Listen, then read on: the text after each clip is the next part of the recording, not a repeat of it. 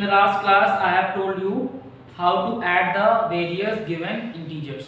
In today's class we will be learning about a new thing which is additive inverse.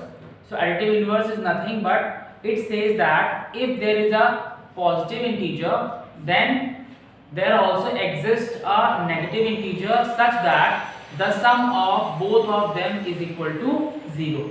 That means अगर आपसे बोला जाए कि 9 का एडिटिव इनवर्स क्या होगा, तो आप बोलेंगे 9 का एडिटिव इनवर्स होगा -9।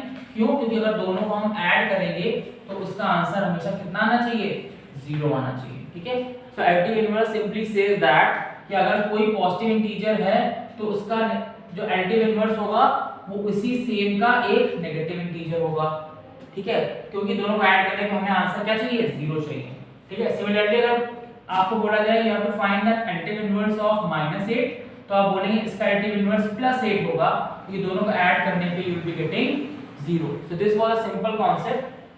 So whenever you are asked to find the additive inverse of any given number, then what you have to do, you just simply have to change or reverse the sign of the given question. Okay, so now let's move to the exercise 1b. First of all, we will be solving question number 1.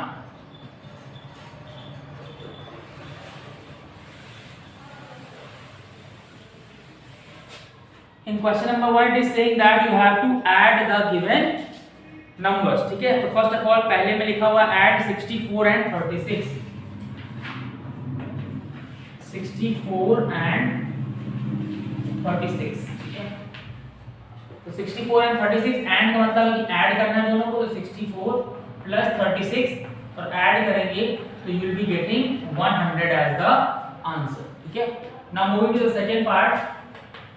In second part you have to add 73 and -37, 73 and -37। ठीक है, so in the last class I have already told you whenever you get two integers with different signs, आपको अगर दो integer मिल रहे हैं और opposite signs के हैं, this is positive and this is negative, तो what you will be doing, you will be first of all उनको ब्रैकेट्स में लिखेंगे, this will be 73 plus then -37। ठीक है, this you have to do, this is the first integer and this one is second integer। ठीक है, now मैंने बोला था जब ऑपोजिट साइंस होते हैं तो हम क्या करते हैं, दोनों नंबर्स का क्या करते हैं, डिफरेंस निकालते हैं।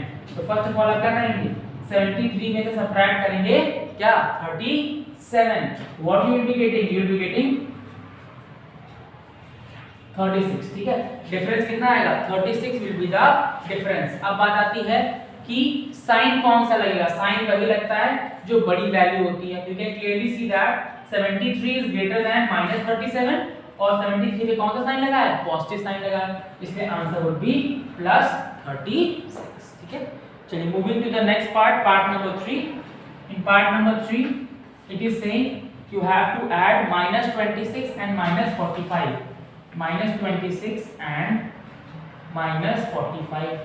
so what you will be doing, इनको ब्रैकेट्स के अंदर रखेंगे फर्स्ट ऑफ ऑल -26 और ऐड करना है इसमें क्या, -45। ठीक है, now we can clearly see कि यहाँ पे ये भी नेगेटिव इंटीजर है और ये भी नेगेटिव इंटीजर है। जब दोनों नेगेटिव होते हैं क्या करते हैं, दोनों का सम कर देते हैं पहले तो फर्स्ट ऑफ ऑल सम करेंगे दोनों का, when will be adding both of them, what will be getting, will be getting 71। अब बात आती है साइन कौन सा यूज करेंगे, इस इंटीजर में भी नेगेटिव साइन है और इस इंटीजर में भी नेगेटिव साइन है, इसलिए आंसर में भी नेगेटिव साइन ही आएगा, देयरफॉर आंसर वुड बी -71। ठीक है, चलिए let's move to part number 4। so in part number 4 it is given -51 and 25, -51 and 25। ठीक है, again we have to follow the same procedure, -51 पहला इंटीजर है, उसमें ऐड करना है आपको 25। so you can clearly see here कि एक नेगेटिव है और एक पॉजिटिव है, दैट मींस अपोजिट साइन है। जब अपोजिट साइन होते हैं तो पहले डिफरेंस निकालते हैं, 51 में 25 सब्ट्रैक्ट करेंगे तो आपको मिलेगा 26। नाउ अब बारी है साइन कौन सा यूज होगा, तो साइन वही यूज होता है जो बड़ी वैल्यू के साथ में साइन है। तो बड़ी वैल्यू कौन सी, 51 की 25, 25 छोटा है 51 बड़ा है, तो 51 के साथ कौन सा साइन है, नेगेटिव साइन है, देयरफॉर आंसर वुड बी -25। 26. ठीक है, so that is how you can easily solve the other parts of the question number 1. Now let's move to question number 2.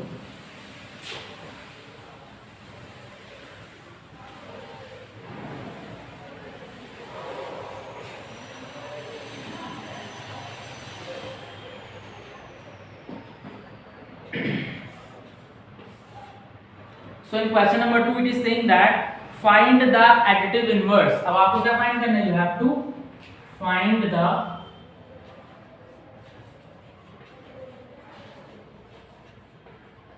additive inverse. ठीक है, आपको फाइंड करना है additive inverse. अब मैंने आपको बताया how you will be finding the additive inverse. सिर्फ आपको जिसका additive inverse पूछा गया है उसका साइन रिवर्स कर देना है. ठीक है, तो पहले फर्स्ट पार्ट में आपको फाइंड करना है 23 का एडिटिव इनवर्स. तो आप क्या लिखेंगे? Additive inverse of 23 is equal to क्या होगा? -23. ठीक है, ताकि इक्वल टू नहीं लिखेंगे तो किस लिख देंगे? इज. ठीक है, तो additive inverse of 23 will be equal to -23. ऐसा क्यों है? क्योंकि हमें पता है कि दोनों का सम हमें क्या चाहिए होता है? 0 के बराबर चाहिए होता है, और ऐसा हो पा रहा है. ठीक है, so therefore we will be saying that the additive inverse of 23 will be -23. Similarly बाकी सारे पार्ट्स भी आप कर सकते हैं. ठीक है, चलिए let's move to question number 3.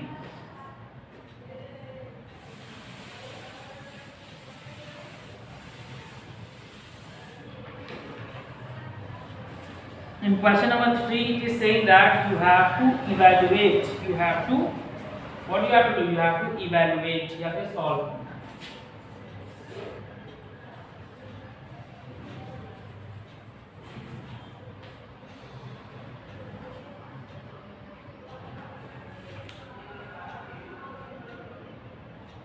Now 6 minus 24. First part है आपका 6 और -24. ठीक है, इसमें क्या करेंगे? We can clearly see कि ये पॉजिटिव है और ये नेगेटिव है. ठीक है, अपोजिट साइंस है आपके पास. तो अपोजिट साइंस में क्या होता है? प्लस और माइनस. एक और चीज आप देख लीजिए, जब भी प्लस और माइनस हो तो आप क्या करेंगे?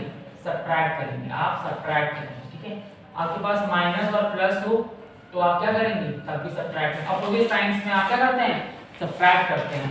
ठीक है, अगर आपके पास प्लस और प्लस हो तो आप प्लस करेंगे, आपके पास माइनस और माइनस हो तो भी आप प्लस करेंगे. ठीक है, जब अपोजिट साइंस होंगे तो आप सब्ट्रैक्ट करेंगे और जब सेम साइंस होंगे तो आप ऐड करेंगे. ठीक है, चलिए, तो in first question is saying +6 and -24. ये प्लस है और minus, that means opposite signs है. अपोजिट साइंस में क्या करते हैं हम लोग? सब्ट्रैक्ट करते हैं. तो 24 में 6 सब्ट्रैक्ट करेंगे, आपके पास कितना मिलेगा? You will be getting 18. अब बात होती है कि साइन कौन सा यूज होगा? तो 24 बड़ा वैल्यू, उसके साथ कौन सा साइन है? माइनस साइन है. देयरफॉर आपका आंसर होगा -18. चलिए, moving to the second part. In second part it is given 18 minus, फिर ब्रैकेट के अंदर -8. ठीक है, तो यहाँ पे आप क्लियरली देख पा रहे हैं, जब भी आपको ऐसा कुछ दिखाई दे, ठीक है, कि दो साइन आपस में क्या हो रहे हो? मल्टीप्लाई हो रहे हो, तब आप क्या करेंगे? माइनस और माइनस मल्टीप्लाई हो तो प्लस हो जाता है. This will be getting us 18 + 8. Answer would be 26. ठीक है, तो सिमिलरली आप क्वेश्चन नंबर 3 भी कर सकते हैं. ठीक है, now I would like to tell you some properties related to the integers. कुछ प्रॉपर्टीज हैं इंटीजर्स की, वो हम लोग देखेंगे.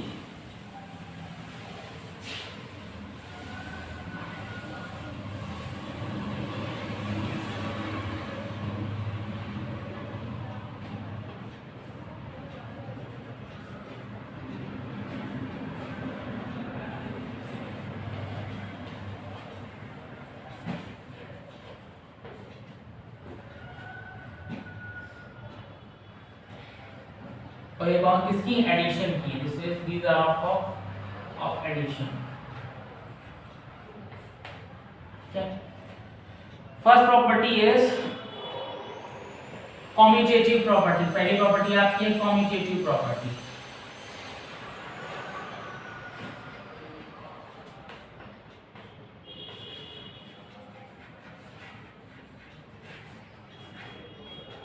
First property is commutative property.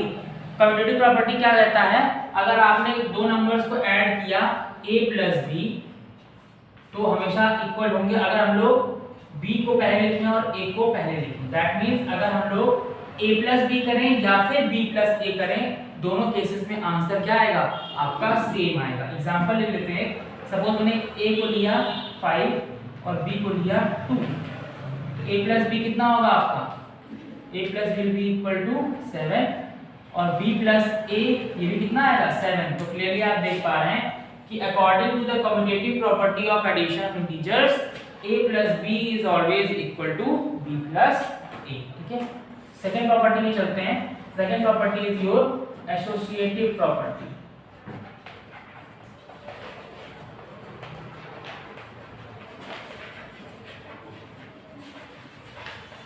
Second one is your associative property. इसका मतलब क्या होता है, इसका मतलब ये है कि अगर हम लोग इस तीन नंबर्स की बात करें a plus B plus C, so that will be equal to a plus b plus c। इसका मतलब है अगर तीन नंबर्स को इस तरह ऐड करें कि पहले a प्लस बी को ऐड करें और जो आंसर आए उसमें c ऐड करें, तो जो आंसर आएगा वो तब भी आपको मिलेगा अगर आप b प्लस सी को पहले ऐड करें और जो आंसर है उसमें a ऐड करें। तो this is called your associative property. इसमें एग्जांपल ले लेते हैं, सपोज हमने a को लिया 5, b को लिया 2 और c को लिया 3। ठीक है, तो a आपका 5 ही रहेगा प्लस b आपका 2 और c आपका 3। पहले ब्रैकेट ऐड करते हैं तो 5 प्लस 2 7 प्लस 3, यहाँ पे क्या होगा 5 और ब्रैकेट ऐड करेंगे तो 5, 7 plus 3 10 is equal to 5 plus 5 10। So both cases में आंसर कितना आ रहा है, सेम आ रहा है। So this is known as your associative property. ठीक है, so that is all in today's class, students. You are supposed to be solving question number 1, 2 and 3 of exercise 1b. I will be discussing the further questions in our next class. Thank you.